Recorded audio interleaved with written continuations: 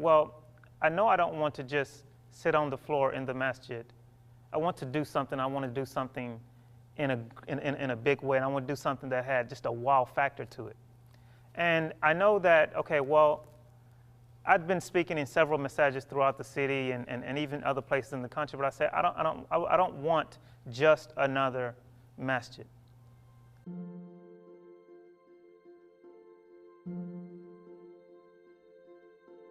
My name is Khalis Rashad.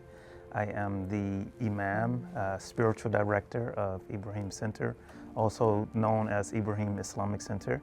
When we started, we were looking for a space that I felt was culturally relevant, but also Islamically appropriate, where we could balance the tradition with modernity.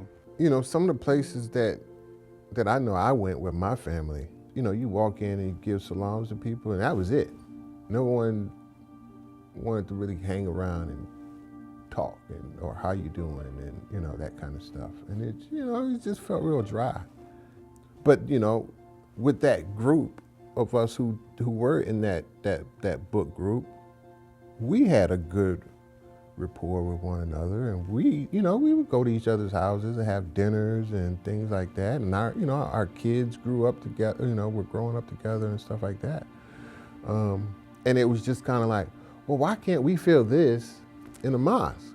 So the memory that I have, either I got an email or a phone call. I think it was an email and a phone call by Sheikh Khalis, but he said that basically he's opening a space in Third Ward. Was I interested? Heck yeah, what do I do? And at that time, they were located on Alameda in the Third Ward. And so I started to, attend the Jumas. And some of the people that, were the core people who were operating and who had started the Islamic Center, I knew them. And so it was a comfortable thing for me to go somewhere where I actually knew people. And so it became my Islamic home. Because we converted to Islam, we have family, like blood related, but we are looking for a new family. Started throwing events, we had meetings, what kind of programming, what topics do we cover, and you put it out there. And people started showing up.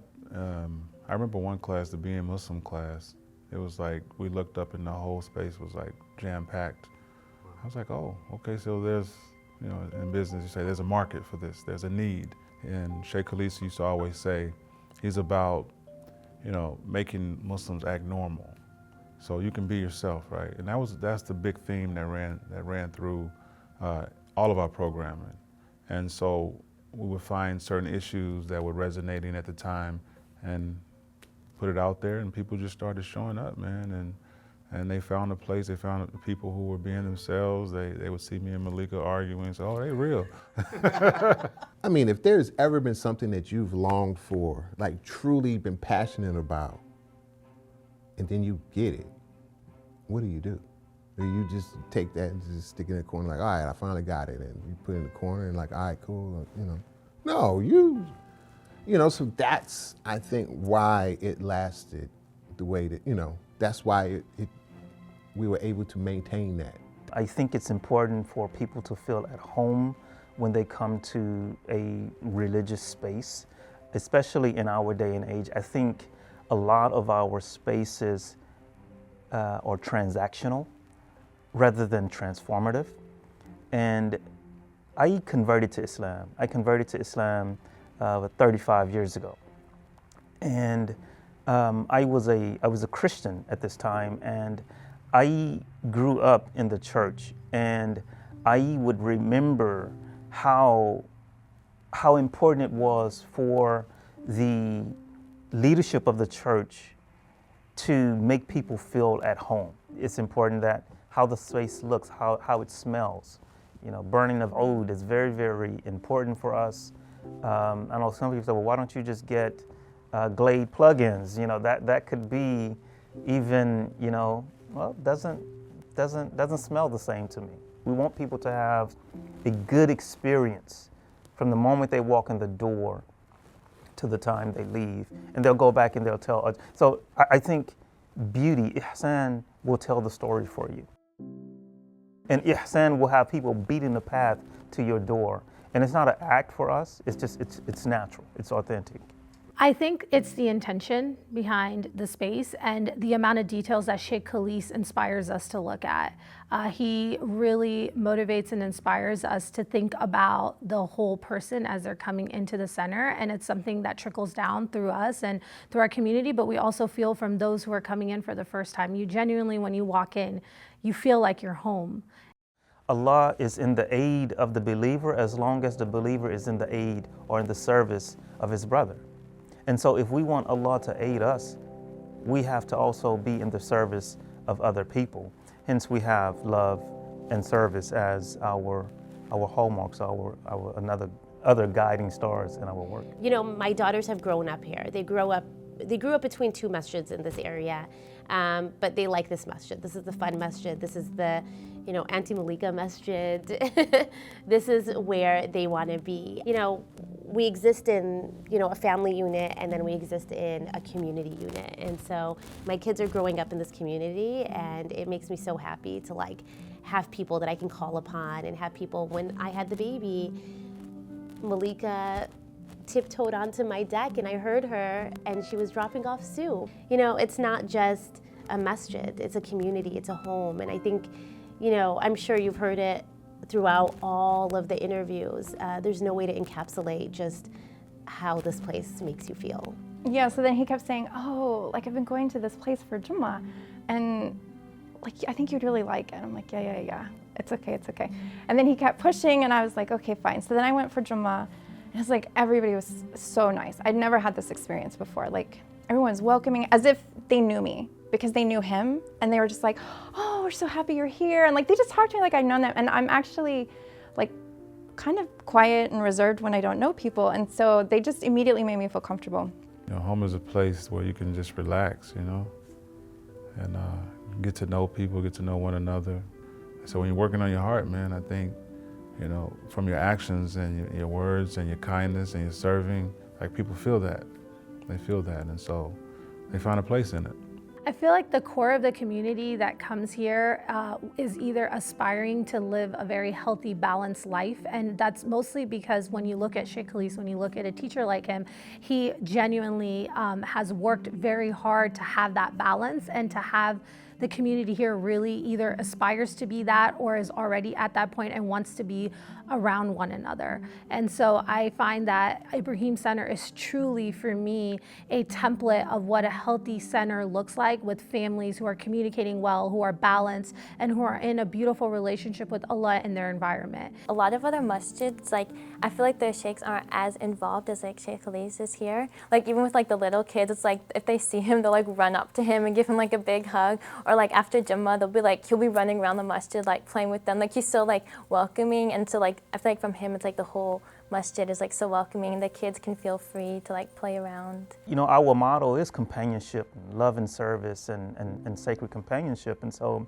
this idea of making sure that people feel welcomed and they feel at home, and they're coming to a space that they will be happy to even bring their family members who may be of other faith traditions, and they feel okay being here. So now that tells me, like, now when we have the little stewards program, the children, which I'm very, very happy about. I think like when you see youth and children playing and things are natural for them, and so I think that's definitely, we are really, really looking at that in terms of how do we care for our youth. This is the first place my kids chose as their community. Every other place we've gone, it's because they went with us. And it started that way. But now their relationship with the masjid is completely their own. The next step is really to bring our communities together. I think Ibrahim Center is in a very unique place where we've experienced extensive growth over the last year. And what we really need is our families who've been around for a long time to actually mentor and shepherd our families that are newer to our community, to know how to exist in this community in a healthy way and to help it grow in a healthy way. So the fundraising goal is $350,000. And I still think in comparison to other centers, that's still fairly modest. I remember when we first raised our first 100,000, and that was only like 3 or 4 years ago. For the first 8 years or so, we were raising like 50,000 in Ramadan. That was kind of, and we were penny pinching, and we were we were bootstrapping a lot with that. What I hope for the future is there are a lot of really cool programs that I think we have the potential to do so much with here in Ibrahim Center. And inshallah we will. Even little things I've seen us do now is like the Little Stewards program, the Dawam seminary that we're a part of. Little things like this, or they're not little, but they're huge. Inshallah, I hope we grow into that and continue to have the capacity to have these kind of programs. And like myself, this space brought me into it. It opened its arms and grabbed me and welcomed me in. It felt like a warm hug, and I think that inshallah we are going to be able to do the same for others. For 2025 to 2026, we're really looking to make this space a place where we are able to support our community. Currently, our community has grown, almost doubled since last year. So one of the biggest things that we have seen is a need for community support, whether it's our elders, whether it's counseling services, whether it's convert care.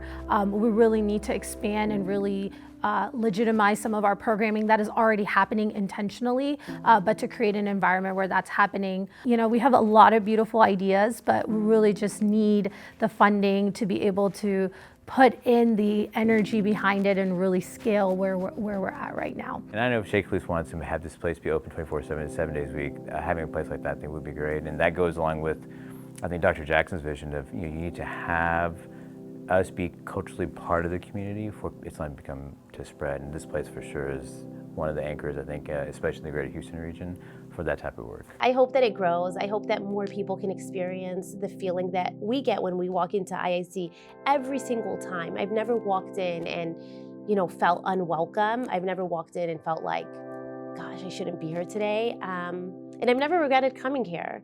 Sometimes you go to the masjid, you're like, gosh, that sermon was just so bad, and I could have, done so many other things, but I've never regretted coming here. I always get a gem or two out of any lecture that I come to. I hope that everyone just gets to experience IIC. I just hope that people walk in through that door, and the more people, we're gonna burst at the seams, or we're gonna have to get a bigger center and, with a coffee shop maybe.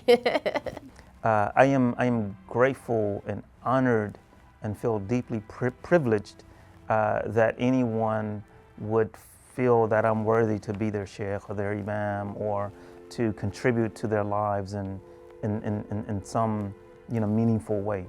And those are the things that keep me in the work. But I would say that in 50 years, if Ibrahim Islamic Center did not exist anymore, and people felt a void, I think we've done our job. But I think we'll be around, inshallah. Yes.